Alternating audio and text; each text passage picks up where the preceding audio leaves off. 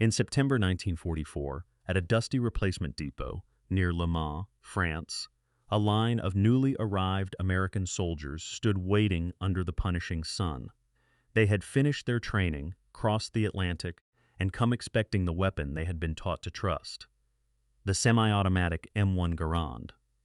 Instead, when the logistics crews pried open the heavy wooden crates, the men stared in disbelief. Inside were rows of scarred Springfield rifles, relics of the First World War, bolt-action weapons badly outmatched by the rapid-fire guns now dominating the battlefields of Europe. The silence that followed was heavy and bitter. These men knew enough about combat to understand what the difference meant. Against German machine guns and modern infantry weapons, a 5-round bolt-action rifle was not merely old-fashioned. It could be a death sentence. Major Charles Dobbins understood that better than anyone present. 33 years old and from Atlanta, Georgia, he commanded a black infantry replacement battalion that had endured hard, disciplined training in the United States. Dobbins was not a loud man, nor one given to empty speeches. He believed deeply in professionalism. To him, a soldier's value rested on skill, discipline, and courage, not on race, reputation, or rank. He had already seen too many men die in training accidents and preparation drills. Those losses had taught him a brutal truth. War punished weakness instantly, and poor decisions made far from the front could kill just as surely as enemy bullets. Now he stood in that depot yard, looking at the obsolete rifles stacked before his men, and knew exactly what was happening. This was not a mistake. Someone had decided that his battalion, because it was black, did not deserve the best weapons available. That someone was Captain Wallace Reed, the ordnance officer responsible for the depot's inventory. Reed, 34, came from Trenton, New Jersey, and carried himself with the cold precision of a man who believed order justified everything. His uniform was immaculate, his records neat, his desk spotless.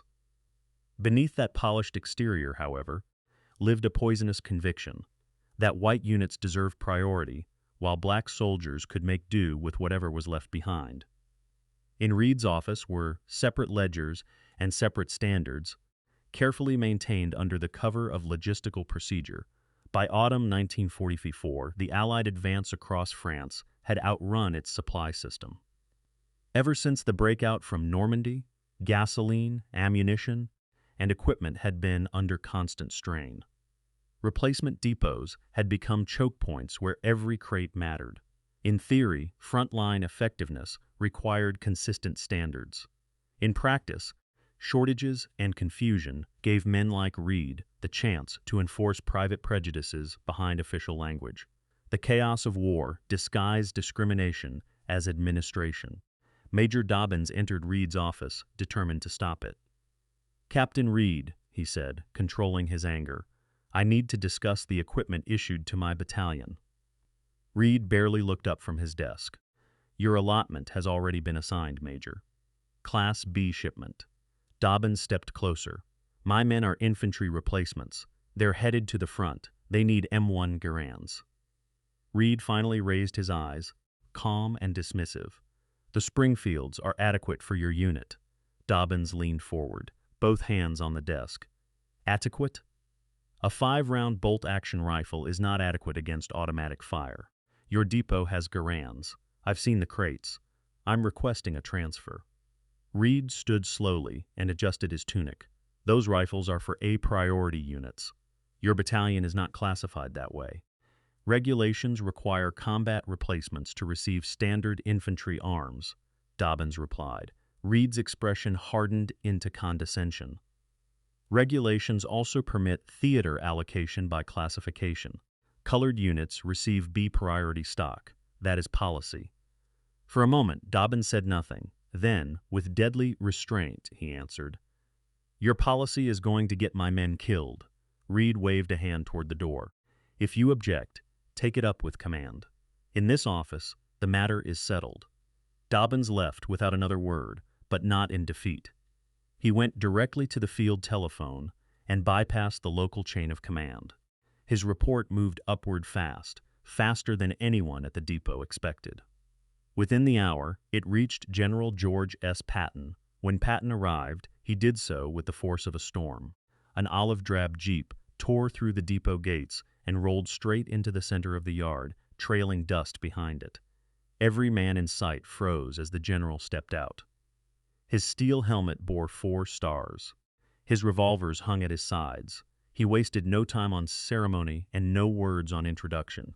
He walked directly to Reed's office. Inside, Patton stopped before the desk and looked first at the Springfield rifle lying nearby, then at a Garand resting against the wall. He did not ask for a summary. He asked a question. "Captain, by what standard do you decide which soldiers in this army deserve proper weapons?" Reed faltered. Patton pressed forward, voice colder. "Who gave you authority to send one American soldier into battle with a modern rifle and another with a museum piece?" Reed tried to explain inventory pressures, allocation systems, and priority categories. Patton cut him off. "How many men have you condemned with that logic?" The room fell silent. Patton let it stay that way until the silence itself became unbearable. Then he spoke with controlled fury. "You speak of priority as if war were a bookkeeping exercise. It is not.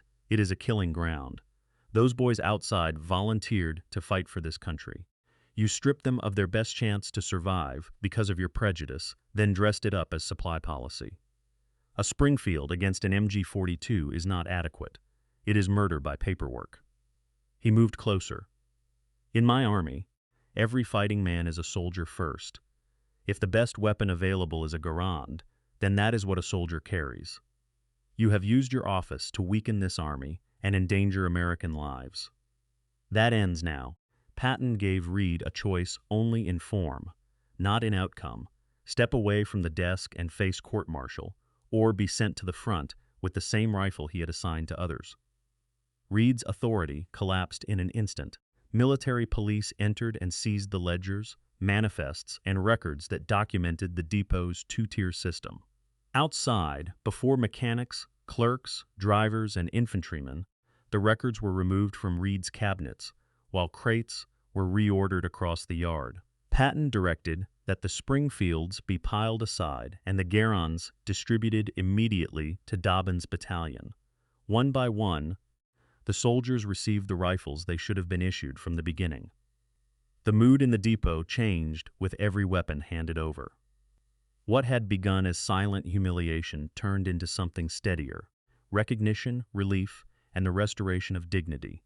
When the last man had been armed, Patton picked up a Springfield, dropped it into the mud, and left it there as if to mark the burial of the policy it had represented. Major Dobbin survived the war and returned home to Georgia, where the world was still slow to change.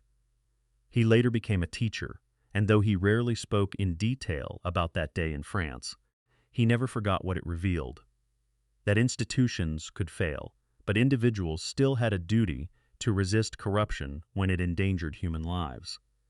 Captain Reed did not recover his standing. He was stripped of his commission, dishonorably discharged, and imprisoned for sabotaging unit readiness. The system he had built so carefully had collapsed the moment someone powerful decided to look directly at it. What happened at Le Mans was not just an argument over rifles. It was a moment when prejudice met reality and could no longer hide behind procedure.